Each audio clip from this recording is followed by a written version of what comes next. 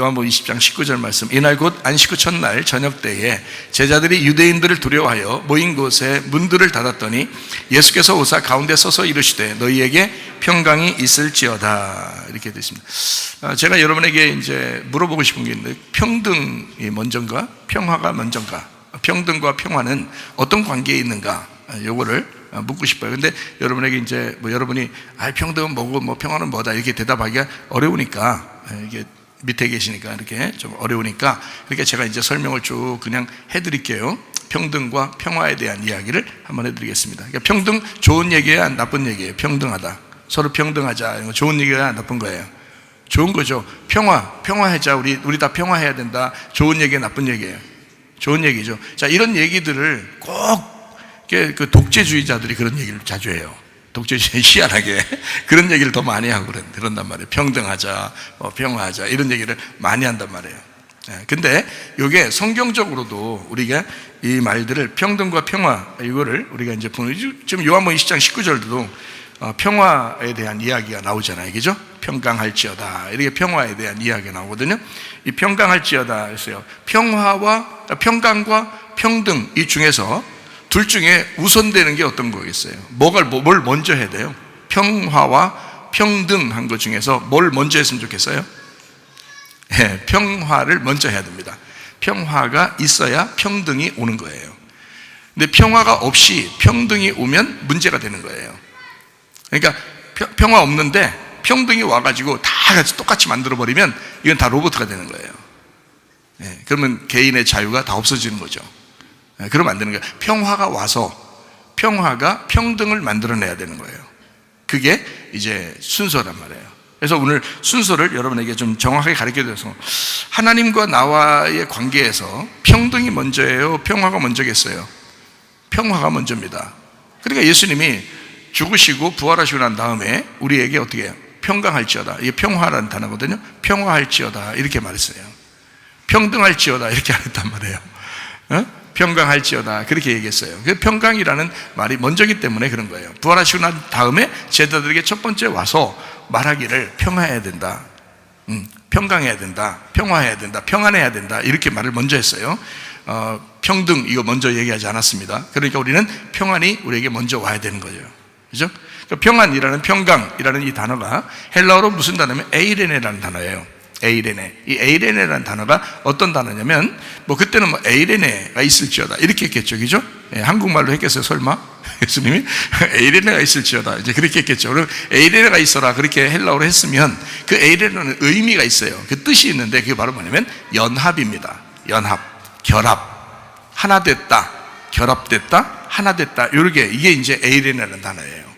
그러니까 이 말은 뭐냐면, 자기가 이제 죽어서 부활했으니까 너희들과 내가 이제는 하나 되었다, 이 말이에요. 너희들과 내가 하나 됐다. 그러니까 이 하나 되는 건 뭐를 전제로 했을 때 하나 되는 거예요? 십자가라는 죽음을 전제로 했을 때 하나 된다는 것을 평강이라는 것이 이제 이루어지는 거예요. 그러니까 이 평안이라고 말할 때는 그냥 니네들 마음 편안하게 살아 이런 의미가 아니고, 나의 죽음을 통해서 너희들과 내가 하나가 되었다, 이 말이에요. 평강하라, 이 말은 무슨 말인지 아시겠죠? 그러니까 평강이 항상 먼저 우선이다, 이거야. 뭐를 위해서 이제 우선인가? 우리가 한번 생각을 해봐야 되죠. 그 아들 예수를 놓고 평화를 너희가 해야 된다, 평강해야 된다라고 하는 것은 어떤 의미가 있어서 그런 거예요. 이유가 있어서 그런 거예요. 그러니까 성경은 평등이라는 것이 와야 되니까, 평등한 세상에 와야 되니까 평화가 먼저 있어야 된다라는 말이에요. 평화가 먼저예요, 그죠?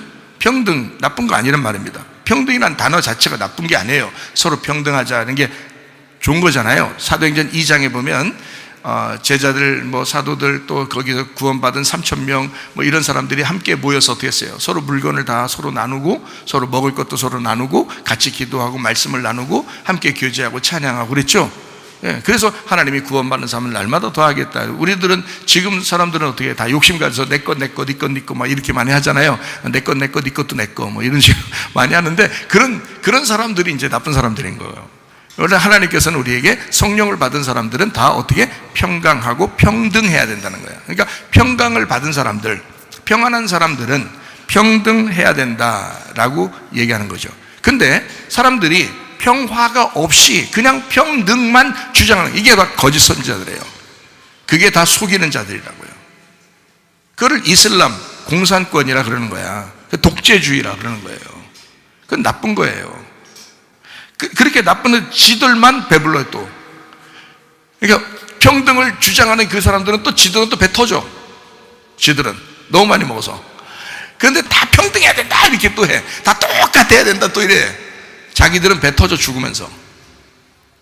그게 평등을 주장하는, 다시 말하면 평화가 없는 평등을 주장했기 때문에 그런 거다 이 말이에요. 자, 무슨 말인지 여러분 조금 이해가 되시죠? 무슨 말인가? 그러니까 평화가 먼저 와야 된다. 분명한 것은 평등이 먼저가 아니다. 평등을 주장했던 사람들이 대부분 독재주의로 빠지더라. 그러니까 평등을 주장, 가정에서도 평등을 주장하는 게 아니에요. 평화가 먼저 있어야 하는 것입니다. 평화라는 것은 먼저 똑같은 게 아니에요. 예수님하고 나하고 똑같다 그런 게 아니에요. 예수님은 하나님이십니다. 하나님이신데 그분이 나를 위해서, 그 원래 위아래인데 위에 계신 분이 나를 위해서 죽으시러 오신 거. 그래서 나와 하나가 됐다는 거예요. 그러니까 하늘에서 하나가 되자는 게 아니라 이 땅에 하늘의 하나님이 내려와가지고 너하고 내가 하나가 되겠다 이런 말이거든요. 그게 평화라는 단어예요. 그러니까 죽음을 전제로 해서 평화가 오는 거란 말이죠. 그러니까 예수님은 야, 너희들 평등해야 돼. 너희들 서로서로 위아래 없이 서로서로 사랑하고 서로 평등해야 돼 라고 예수님만 말할 수 있는 거예요. 왜냐하면 그분이 자기가 죽으셨으니까. 자기는 이 땅에 와서 진짜 죽으심으로 평화를 완성했으니까. 예수님 안에서만 평등이 완성되는 거예요. 근데 사람들은 이 예수님 없이 그냥 평등하자는 거예요. 다 똑같이 하자는 거야. 다 똑같이. 서로 다 사람들이 얼굴도 다 다른데 무슨 다 똑같이 살아요. 어떻게. 마음도 다 다르고 생각도 다 다르고 얼굴도 다 다른데, 남편과 아내 그동안 몇십 년을 살아도 얼굴도 다르고 생각도 다르고 마음도 다른데, 그런데 어떻게 다 똑같이 살으라고 그래요? 말이 안 되는 거죠. 그러니까 똑같이 하자는 말은 사람들이 생각할 때 야, 좋은 생각, 좋은 말 같다 라고 혹하기 쉽단 말이에요. 혹할 것 같으니까 선악과도 먹은 거고, 혹할 것 같으니까 짐승의 표도 받는 거지. 혹하지 않는데 뭐하러 짐승의 표를 받겠어요? 혹하지도 않는데 어떻게 선악과를 먹겠어요? 생각해버려요. 전혀 딴 말 같고 그러면 그 선악과 먹겠어요? 전혀 딴 말 같으면 짐승의 표를 받겠냐고. 사람들이 아니라고. 이해가 될 만큼 되니까 선악과도 먹는 거고, 이해가 될 만큼 되니까 짐승의 표도 받는 거예요. 이럴 때 여러분과 제가 분별력을 정확하게 가지셔야 된다는 거야. 분별력을. 그 지혜가 있어야 되는 거예요. 성경에 지혜가 있어야 된다. 그리고 총명해야 된다는 거야. 깨달아야 된다는 거야. 지혜가 있는 그것을 깨달아야 된다는 거야. 총명이 있어야 된다는 거예요. 그래서 깨달음을, 이 총명을 깨달음으로 해놨어요. 잠언서에는 총명을. 그러니까 지혜는 지혜고요. 하나님의 그 지혜고, 총명, 지혜와 총명 이렇게 할 때 그 총명을 깨달음으로 번역해놨어요. 그러니까 우린 총명해야 돼. 지혜도 있어야 되고 총명해야 된다. 구분을 잘 정확하게 해야 된다. 잘못하면 속으니까. 속이는 자가 있으면요, 속는 건 일도 아니에요. 도둑놈 하나를 경찰 10명이 못 잡는다고 그랬죠. 그런 얘기가 있죠. 우리나라 속담 얘기죠. 속이는 한 사람을 10사람이 정신 똑바로 차려도 속는다는 거야. 속이는 한 사람을. 그게 속이려고 작정하면 다 속는 거예요. 그래서 정신 똑바로 차려야 된다는 거야. 예수님은 우리하고 평등의 관계를 예수님만 말할 수 있습니다. 왜냐하면 자기가 평화하셨으니까.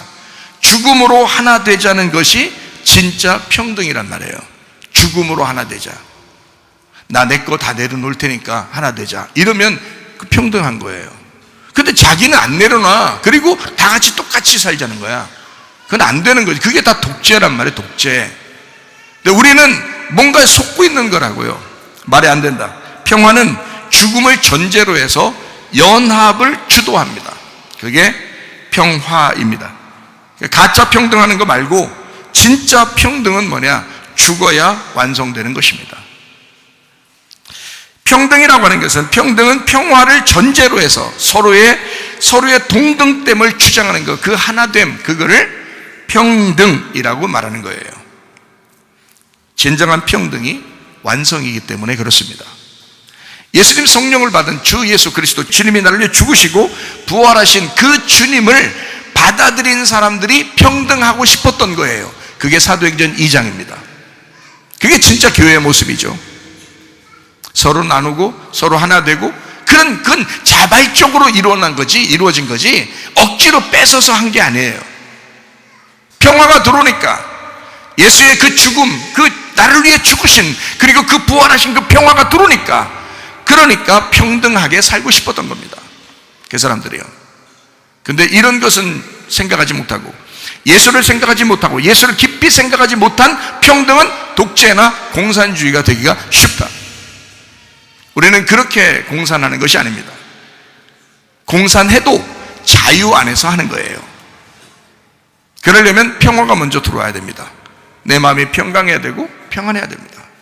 그것이 있고 자발적으로 자유로 그 자유 안에서 스스로 자의적으로 평등을 외치는 사람들이 돼야 된다는 거죠. 억지로 야 평등해야 돼. 그러니까 평등해야 되는가 봐. 그게 좋은 건가 봐. 그건 다 바보 병신들이란 말이에요. 그게 아니죠. 정확하게 평화와 평등을 정확하게 나누어서 아셔야 된다.